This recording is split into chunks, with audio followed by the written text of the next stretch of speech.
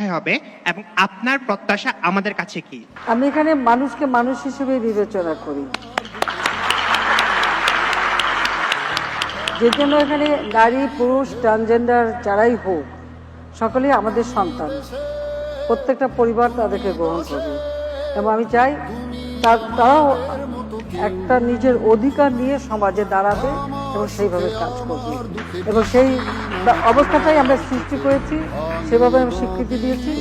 আজকে সেটা পার্বত্য চট্টগ্রামই হোক বা সেই পঞ্চগড় হোক অথবা একেবারে দক্ষিণের সুন্দরবন এলাকা হোক, সব জায়গার ছেলে মেয়ে মানুষ সমানভাবে কর্মসংস্থানের সুযোগ পাবে এবং কাজ করবে, নিজের পায়ে দাঁড়াবে, নিজের জীবনকে উন্নত করবে।